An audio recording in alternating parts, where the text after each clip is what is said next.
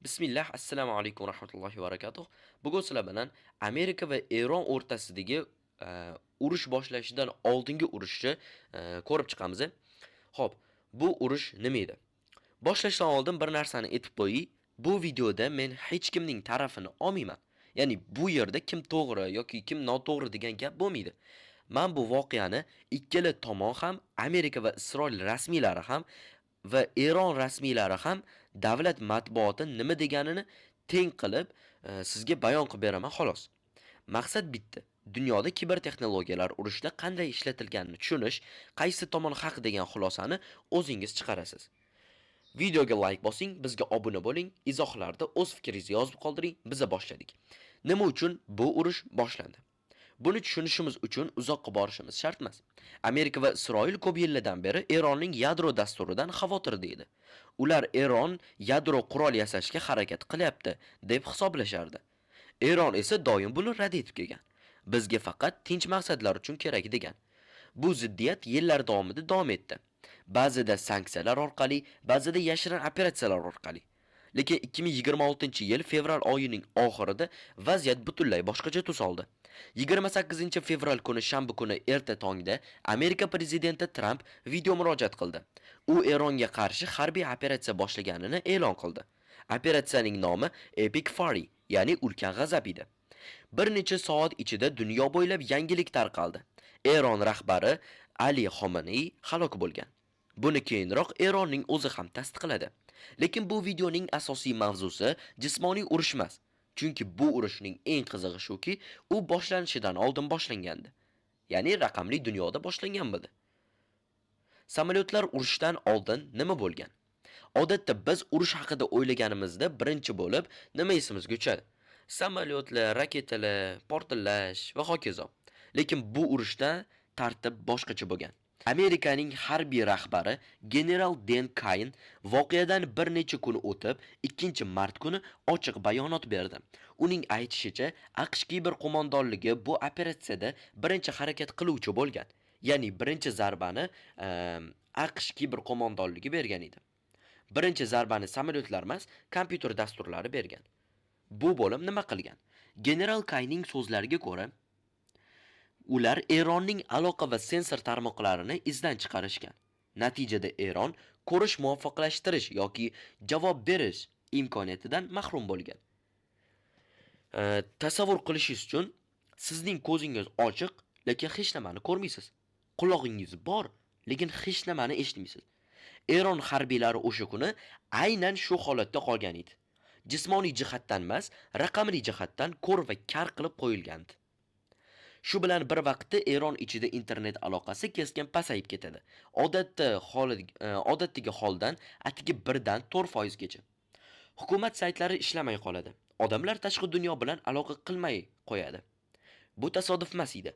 Bu rejalashtirilgan operatsiyaning bir qismi edi. Endi Eron tomoni bu haqida nima deganiga ham to'xtalib o'taylik.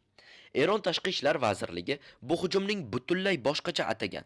Ular buni agressiya va xalqaro huquq buzilishi deb e'lon qilishdi. Eron rasmiylari BMT nizomining 51-moddasiga tayanib, o'z-o'zini himoya qilish huquqlari borligini aytishdi. Va bu ularning nazarida hujum emas edi. Javob berish edi. Eron tashqi ishlar vaziri Abbos Araqchi ochiq bayonot berib, bu hujumlarning noqonuniy deb atadi va bu BMT nizomini buzish deb hisobladi. Uning so'zlariga ko'ra, bu zarbalar diplomatik muzokaralar davom etayotgan bir paytda amalga oshirilgandi. Ko'ryapsizmi? Bir xil voqeaga ikki tomon butunlay boshqacha nom qo'shyapti. Biri buni o'zini himoya qilish operatsiyasi desa, ikkinchisi bosqinchilik deb ataydi. Bu urushning har doim shunday bo'lgan qismi. Har bir tomon o'z hikoyasini aytadi. Namoz ilovasi qanday qurolga aylangandi? Endi sizga bu voqeaning eng g'alati qismini aytib beraman. Eronda Beyt Saba nomli bir ilova bor edi. Bu oddiy bir namoz vaqtlarini ko'rsatib turadigan ilova edi. 5 milliondan ortiq odam uni telefoniga o'rnatgandi. Hech qanday siyosat bilan aloqasi yo'q. Oddiy namoz ilovasi. Lekin operatsiya boshlangan kuni bu ilova butunlay boshqa maqsadda ishlatildi. Hujumchilar bu ilovani buzib, unga qo'shimcha xabarlar joylashtirdi. Eron harbiylariga qaratilgan ularni xizmatini tashlab ketishga chaqiruvchi xabarlar. Bir lahza to'xtab o'ylab ko'ring. Odamlar har kuni namoz vaqtini bilish uchun ochadigan bir ilova bir kunda urush vositasiga aylanib ketdi. Bu bilan birga Eronning davlat yangiliklar agentligi IRNA ham egallab olingandi. Saytda hukumatga qarshi xabarlar chiqa boshladi. Boshqa bir davlat telekanali Tasnim ham xuddi shunday bo'lgan. Eron davlat matbuoti buni o'zicha bosib olish deb atadi. Ularning ta'kidlashicha, saytlarga hujumga uchrab, u yerga hujumlar va hukumatni tanqid qiluvchi xabarlar joylashtirilgan. Ya'ni ikkala tomon ham bir voqeani tasdiqlaydi, faqat buni turlicha nomlashadi. Bularning barchasi bitta maqsadga xizmat qilgan. Odamlarning ishonchini yo'qotish, tarqoqlik keltirib chiqarish va eng muhimi Eron rahbariyatini o'z askarlaridan va o'z xalqidan uzib qo'yish edi. Sun'iy intellekt ham jangga qo'shilgandi. Bu voqeada yana bir muhim narsa bor va bu kelajak uchun juda muhim signal. 13-mart kuni Amerika Mudofaa vazirligi Pete Hegseth alohida bayonot beradi. U ochiq tan oldi. Eron urushida sun'iy intellekt va kiber vositalari bilan birga ishlatilyapti deb. Bu sun'iy intellekt haqiqiy urushda rasmiy ravishda tan olingan holda qurol sifatida ishlatilgan birinchi holatlardan biri. Bir necha yil oldin bu fantastik filmlarda ko'rsatilgan syujet edi. Endi bu rasmiy hukumat bayonoti. Ya'ni tushunishlik uchun urushda sun'iy intellekt ishlatilmoqda. Bu kelajak uchun juda ham katta signal. Eron javob qaytaradi. Endi tanga aylantiraylik, Eron ham jim turmadi. Operatsiya boshlangan dastlabki soatlardayoq 60 dan ortiq hacker guruhi harakatga tushdi. Ular birlashib Cyber Islamic Resistance nomli bir koalitsiya tuzdi. Bu guruhlar faqat hukumat tizimlariga emas, oddiy kompaniyalarga ham hujum qildi. Bunga misol keltirsak, Amerikaning Stryker nomli tibbiy texnologiyalar ishlab chiqaradigan kompaniyasi bor. Bu kompaniyaning urush bilan hech qanday aloqasi yo'q.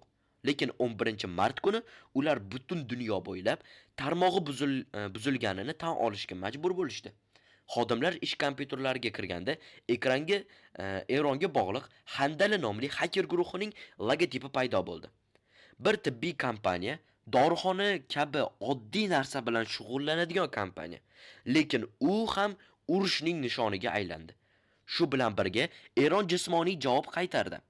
Mintaqadagi bir necha Amerika harbiy bazalariga raketa va dron zarbalari berildi. Bahrayn, Qatar, Kuvayt kabi Fors ko'rfazi mamlakatlaridagi obyektlar ham nishonga olindi. Hatto dengizda ham g'alati narsalar sodir bo'ldi. 1000 dan ortiq kemaning GPS signali soxtalashtirildi. Ba'zilari xato ravishda aeroportlar va yadro obyektlari tomon yo'naltirilgandek ko'rsatildi. Eronning o'zi bu javob zarbalarini boshqacha taqdim etdi. Islom inqilobi gvardiyasi korpusi, ya'ni IRGC o'z bayonotlarida bu zarbalarni tajovuzkorlarga jazo deb ataydi. Eron davlat matbuoti Tasnim va Press TV bu operatsiyalarni mamlakatni himoya qilish uchun zarur chora sifatida ko'rsatdi. Bu bosqinchilik emas deb. Eron tashqi ishlar vazirligi alohida bayonotlarida AQSh va Isroil harakatlarini xalqaro huquqning ochiq buzilishi deb atadi va dunyo davlatlarini, ayniqsa musulmon davlatlarini bu jinoyatchi qoralashga chiqardi. Bu yerda ham xuddi yuqoridagi holat bir voqea, ikki xil tafsir. Amerika buni javob desa, Eron buni jazolash deb ataydi. Bu birinchi marta emasdi. Staxnet tarixi. Aslida Eron va G'arb o'rtasidagi kiber ziddiyat yangi narsa emasdi. 2010-yilda dunyo Stuxnet degan bir zararli dastur haqida bilib qoldi. Bu dastur Eronning yadro obyektlariga, aynan markazlashtirish qurilmalariga yashirincha kirib, ularni sekin-asta izdan chiqargan edi. Bu operatsiya yillar davomida sirli tarzda hech kim bilmagan holda amalga oshirilgandi. 2026-yilga operatsiya esa butunlay boshqacha bo'ldi. Bu safar hech narsa yashirilmadi. Bu ochiq, rasmiy tan olingan va jismoniy zarbalar bilan bir vaqtda amalga oshirilgan operatsiya edi. 16 yil ichida narsalar naqadar o'zgardi. Yashirin operatsiyadan ochiq, rasmiy tan olingan urush vositalariga aylandi. Bu nimani anglatadi? Xo'sh, bu voqeadan qanday xulosa chiqarishimiz kerak? Birinchidan, endi urush faqat samolyot va raketalar bilan boshlanmaydi. Ko'pincha u bundan oldin ekranlarda, raqamli dunyo, kod satrlarida boshlanadi. Ikkinchidan, bu urushning nishoni nafaqat harbiylar emas, oddiy bir ilova, oddiy bir kompaniya, oddiy bir odam hammasi bir kunda nishonga aylanishi mumkin. Uchinchidan, sun'iy intellekt endi nazariy mavzu emas. U allaqachon real urushlarda rasmiy tan olingan holda ishlatilmoqda. To'rtinchidan, bu videoda ko'rganingizdek, bir xil voqeaga ikki tomon butunlay boshqacha nom qo'ydi. Biri himoya desa, ikkinchisi bosqinlik deydi. Bu har qanday urushning tabiati va shuning uchun ham faqat bir tomonning gapini eshitib xulosa chiqarish har doim xato bo'ladi. Men yana bir bor takrorlayman. Bu videoda men hech kimni ayblamadim, hech kimni oqlamadim. Ham Amerika Isroil, ham Eron tomonining rasmiy bayonotlarini teng keltirib, qolgan xulosani siz o'zingiz chiqarasiz. Hammaga rahmat, obuna bo'lishni unutmang, kommentariyaga o'z izohingizni qoldiring, do'stlaringizga ham ulashib tashlang. Keyingi videolarda ko'rishguncha, xayr.